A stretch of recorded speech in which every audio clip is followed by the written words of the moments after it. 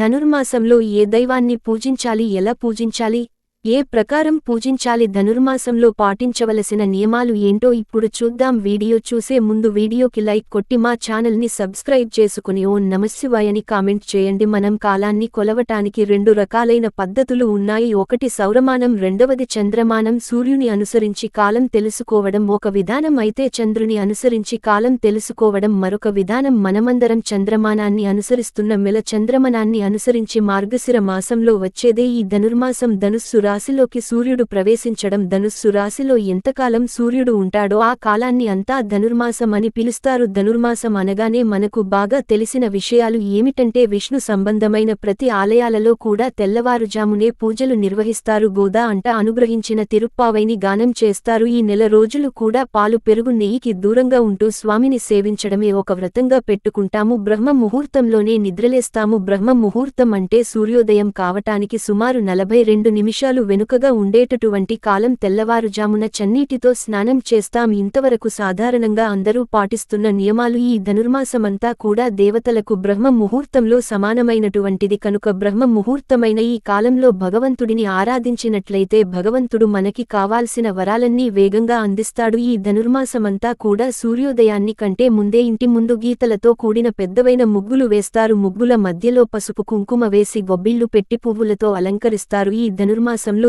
ఎవరైతే ప్రాంత కాలంలోనే నిద్రలేచి బ్రహ్మ ముహూర్తంలో స్నానం ఆచరించడం అనేది ఒక నియమంగా పెట్టుకుంటారు. వారికి ప్రియమైన కోరికలన్నీ నెరవేరుస్తానని భగవంతుడు చెప్పిన మాట. ఎవరైతే స్వచ్ఛమైన ఆవుపాలతోటి శ్రీకృష్ణుని శ్రీమన్నారాయణ అభిషేకం చేస్తారో వారందరికీ అంతా మంచే జరుగుతుంది, మంచి పుష్టి ఏర్పడుతుంది. వారికి ఉండేటటువంటి దౌర్భాగ్యం అంతా కూడా నశించిపోతుంది. అదృష్టవంతులుగా వారు మారటానికి అవకాశాలు ఉంటాయి. ఎవరైతే ప్రతిరోజు కూడా 1000 జాజిపూలతో కూర్చిన మానను స్వామివారికి సమర్పిస్తారో వారు 1000 కోట్ల సంవత్సరాల పాటు వారంతా వైకుంఠంలో శ్రీమహావిష్ణువుకు సమానమైన పరాక్రమంలో ఆనందంగా ఉండగలుగుతారు. ఎవరైతే ఈ మాసం అంతా మానకుండా ప్రతిరోజు తులసి పత్రాలతో స్వామి వారిని పూజిస్తారో, భక్తితో మితిమీరినటువంటి ప్రేమతో త్రికరణ శుద్ధితో స్వామి వారిని తులసి దళాలతో పూజిస్తారు, వారు వారి మనసులో కోరుకున్న ధర్మబద్ధమైన కోరికలు నెరవేరుతాయి. ఎవరైతే ప్రతిరోజు కూడా స్వామివారి ఆలయానికి వెళ్లి బ్రహ్మ ముహూర్తంలో స్వామివారి అర్చనంతన వీక్షణ చేసి అర్చన అంతా పూర్తయిన తర్వాత చివరిలో ఇచ్చే నీరాజనం అంటే హారతిని సమక్తికంగా దర్శనం చేసి గోవింద అంటే చాలాట. ఇలా ధనుర్మాసమంతా కూడా ఎవరైతే చేస్తారో వారి రాబోయే 7 జన్మల వరకు వేద జ్ఞానం కలిగినటువంటి వారిగానే జన్మిస్తారు. అంతేకాక అంత్యమందు మోక్షం కలుగుతుంది. కనుక ఈ మాసం అంతా ప్రతిరోజు కూడా విష్ణు సంబంధమైన నామాలను అంటే శ్రీకృష్ణ శ్రీకృష్ణ, గోవింద గోవింద అనే నామాలను జపం చేయాలి. అలాగే ఈ మాసం అంతరా శ్రీకృష్ణుని నామస్మరణ, భగవత పురాణాన్ని పారాయణం చేసినట్లయితే వారికి శ్రీకృష్ణ అనుగ్రహం కలుగుతుంది. ఇక ఎవరైతే అనారోగ్య కారణాల చేత ప్రతిరోజు ఆలయానికి వెళ్లలేకపోతారో వారు ప్రతిరోజు విష్ణు సహస్రనామాలు స్తోత్రాన్ని, లక్ష్మీ అష్టోత్తరం శతనామ స్తోత్రాన్ని పారాయణం చేస్తూ స్వామివారికి పాలను నైవేద్యంగా సమర్పించినట్లయితే వారు కూడా శ్రీకృష్ణ శ్రీమన్నారాయణ అనుగ్రహానికి పాత్రులు అవుతారు. ఎవరైతే మంచి వరుడు కావాలని కోరుకునే స్త్రీలు ఉన్నారు వారు నెల రోజులు కూడా కాత్యాయని వ్రతాన్ని చేసినట్లయితే మంచి వరుడు లభిస్తాడు. ఈ నెల రోజులు కూడా బ్రహ్మచర్యాన్ని పాటించడం, మాంసాహారానికి దూరంగా ఉండటం చేయాలి.